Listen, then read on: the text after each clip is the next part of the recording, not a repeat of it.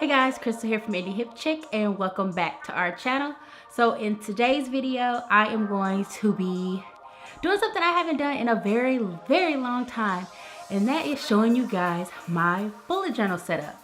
So if you are part of like the original subscriber group that started following us when we first started making YouTube videos, you know that I was really big on showing you guys how I set up my bullet journal, and just showing you guys how I stayed organized in general, to try to achieve my goals and just make it through my day-to-day. As the years have passed, I have become a little more lax with my bullet journal and with my organization, and with that I also noticed that like things weren't getting achieved like I wanted them to. And so in 2019, I like to get back to my bullet journal, creating different layouts and different setups that don't work. You know, it's a work in progress making a bullet journal. But with that, I just wanted to share with you guys my current setup, what I'm doing, and just kind of keep you guys updated as far as like how I'm staying organized and attaining my goals and stuff like that in 2019. And hopefully it'll help you attain your goals as well. So without further ado, let's get right into the setup. So for the last year or so, I've been using the master size of the Electrum, I don't know how to say it. It's the 1914 bullet journal. I've been using the master size in the dot grid style. And that one is basically a full sheet of paper, like an 8.5 by 11 size sheet of paper. And I really liked using this. It has been really nice, like being able to tuck away sheets without having to fold them up, and you know, it just being bigger. The downfall of that though is that it is bigger, which means it's heavier. And you know, if you're one of those people like me, I like to carry my bullet journal with me everywhere I go. So that means I have to carry a bigger purse or a backpack literally everywhere I go. So it's really nice. The paper's really nice. The dot grids are really nice. The size is nice. It's just if you aren't trying to carry a backpack or mom size purse, then this size may not work for you. But yeah, so to start off 2019, I have my cover sheet here, which I did in watercolor using my Tombow brush pens, and then this is some paper that I kind of pasted down and, you know, just kind of decorated a little bit. So in 2019, I wanted to have a word kind of be like my word of the year, and my word of the year is focus. And for me, focus means focusing on myself, focusing on my energy, focusing on the things that I want, because I am really bad at focusing on everybody else around me and not myself. So in 2019, I really want to focus on me, my needs, my wants, being selfish with myself and my time. And so that is my word for the year, is focus. Focusing on my goals, focusing on my wants, focusing on my needs. Right after that cover page, we get right into our 2019 goals page, and I haven't filled that in yet, but this is how I have it set up. I split it up into the categories that I want to focus on this year. So it's money, career, Indie Hip Chick, which is the blog that you're watching right now, home, health, and fun. And then within that, I'm going to put, you know, those big picture goals that I want to attain this year. Don't know how many I'm gonna put in there yet. I have them written down on another piece of paper, kind of like drafting them out, figuring out what I really want and what I want to try to attain this year. But this is going to be my overall categories or areas of focus. Then after that page, we go right into our future log. And something that I'm trying differently this year, which is something I haven't done in any previous bullet journals, is having calendars already set up in the front of my bullet journal.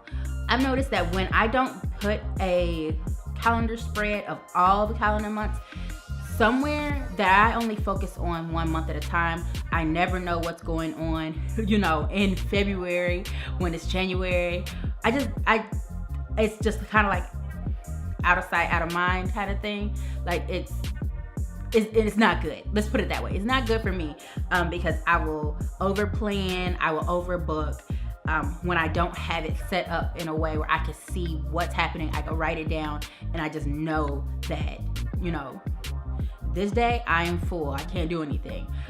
So I decided to do a future log and kind of do bigger calendars in the front part of my bullet journal, just so I could pencil in what's happening and I can keep up with what's happening instead of waiting until February and then trying to remember everything that's going on.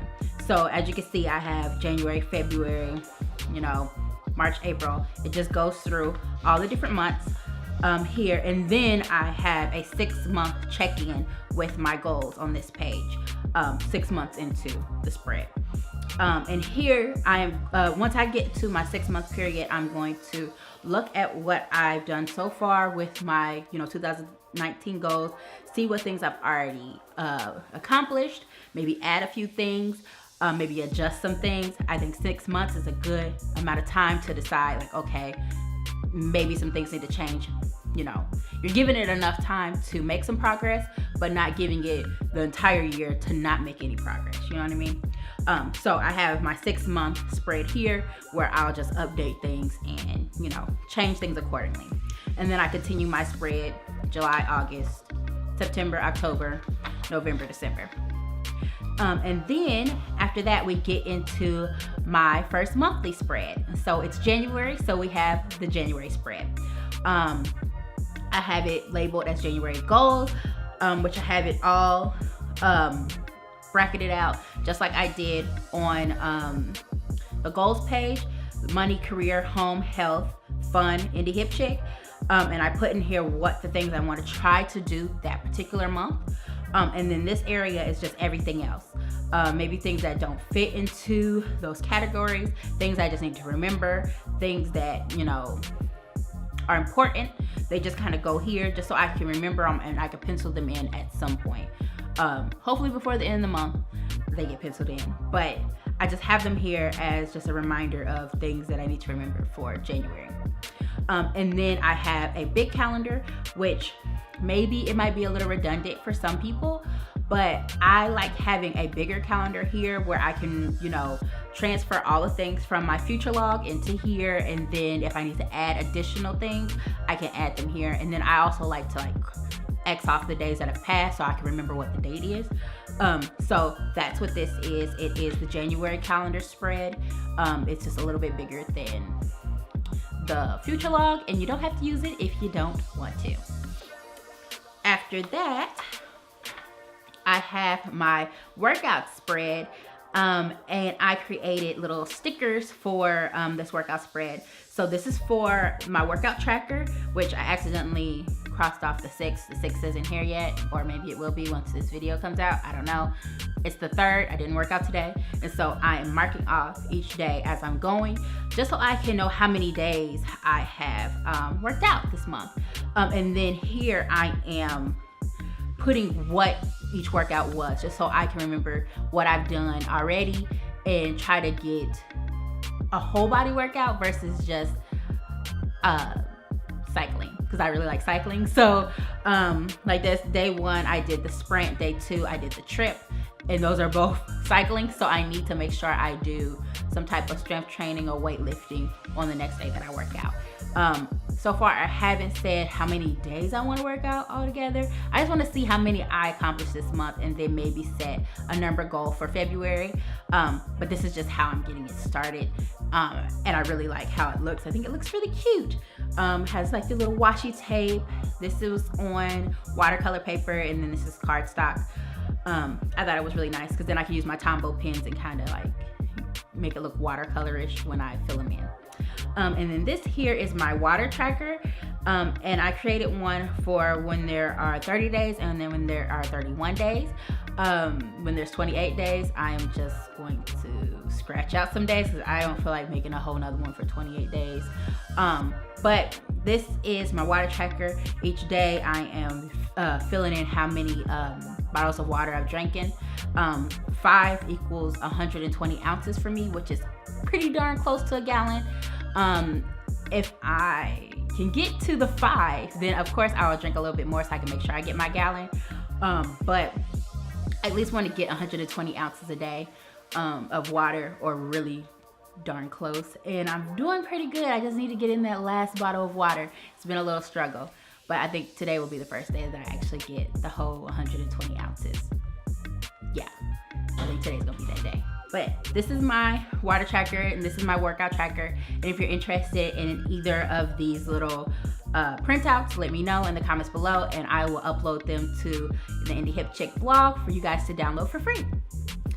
Then on the next page, I have my Bright Ideas spread, which is something that I've been using since like the beginning of my bullet journal setups. And the Bright Ideas spread is basically any ideas that I have, maybe places that I want to go, future blog ideas, future video ideas, just ideas in general. I like to put them here so that I remember them, and I can go back and reference them each month and maybe even like cross out the ones that I've done, or, you know, add them to my agenda for the next month. But this is just where I keep note of all my ideas and things that I want to do, because if you don't keep it someplace, you are liable to forget. So this is my Bright Ideas page and I really like it. It's probably one of my favorite pages in my bullet journal. So the next cluster of pages that we're going to get into are my weekly spreads, which is something very different from what I have done in the past. Usually when I do my weeklies, I wait until that week to actually do them and to fill them in. And I've noticed that sometimes I don't do them because, you know, you run out of time or you get busy, whatever. Things happen, and the weekly spreads usually are the things that suffer the most for me. So I've decided that in 2019 and in my bullet journal setup, if this works, we're going to see, I'm going to do my weekly spreads in the front. Well, not in the front, but before and ahead of time. So what I've done recently is do all the weekly spreads in the front. I already have them done and ready to go when I do my monthly setup. And this way, they're already here. I can fill them in if I know what things are happening ahead of time. And they're just there in general. So it's not something that I have to try to rush and do, you know, while I'm at work or maybe late at night or, you know, early in the morning. It's not a rush. It's something that I could just fill in and get and actually use. So yeah, so all my weekly spreads are here. I have each week starting from Monday to Sunday. And I just put Monday, Tuesday, Wednesday, Thursday along the side. Friday, Saturday, Sunday are at the bottom. And then I have my tasks here. And then I have things that are coming up. And I usually look at my January goals and kind of fill in the task and kind of keep in mind the things I'm trying to achieve for that month. And think about, okay, so this week, let's do this. And this week, let's do this. What can I realistically attain during this week of time? And so that's what I'm doing. And then in the coming up, I have things that are, you know, I need to be aware of for next week. Just so it's not like forgotten, because I just forget things. That's just, I don't know. I just forget things. So if I put it here, then I know what's happening and I'm aware. But yeah, so I have the task here. As the days come, I fill them in. Sometimes if I can, I try to fill them in ahead of time or at the beginning of that week, so I know like Monday I'm doing this, Tuesday I'm doing this, Wednesday I'm doing this. And then as I get those things done, I mark them off over on the task side or on the day if I just already put them into the day. So yeah, so here it is. This is the first week, January weekly spread, and I put the dates that are between that time. You can do it like January weekly spread 1, 2, and 3. I decided to do the days. I don't know. It just seemed like a good idea at the time. I might change it and just number each week. Haven't decided yet. But yeah, so as you see, 31st through the 6th, 7th through the 13th, 14th through the 20th, 21st through the 27th, and then the final one, which is the 28th to the 3rd. And then when I get to this, you know, close to February, I'm gonna go on ahead and get started on my February spread. Then after the weekly spreads, we get right into my daily spreads. And so for my daily spreads, what I've been doing is putting the day it is at the top and the date, so that I can remember which Tuesday it is specifically, because I noticed in the past when I didn't put what Tuesday it was or what day it was, I will look back and be like, so was this the first Tuesday, the second Tuesday? You know, you just don't know. So I've been putting the exact date of that specific day, just so I can remember when I go back and be like, okay, so this is what I did that day. Because that's just been really helpful for me, just kind of correlating things and helping me remember tasks that are being completed, things that still need to be done, and stuff like that. Then right under the date, I put my top 3 for the day. And I try to leave it at 3 things that I really want to get done that day. I've noticed when I put more than 3, the likelihood of everything getting done is pretty slim. So I put my top 3 of the day. So whatever those top 3 things are, they go here. And as you get them done, you cross them out. And if you don't get them done, then they get a little arrow here. And I move them to the next day. Or I move them to the next day. It just depends on whatever I had planned anyway for that day. I might have to make adjustments. But yeah, so date, top 3 goals, and then right under there, I usually will, what other things I need to keep in mind that happened that day, what other things that are going to happen that day, I always put in there. And then something I've been really trying to do lately is making sure I journal a little bit about each day. Maybe talking about things I'm grateful for that day, or things that made me happy that day, or just talking about it in general. If it was one of those days where you weren't exactly the happiest, I've been trying to journal. It's been really nice doing that. I really enjoy going back each morning and reading about the previous day or maybe the previous days, especially if I do a gratitude post that really gets, or a gratitude journal. That gets me in a really, really good mood when I do that. And yeah, maybe it'll be helpful for you. I don't know.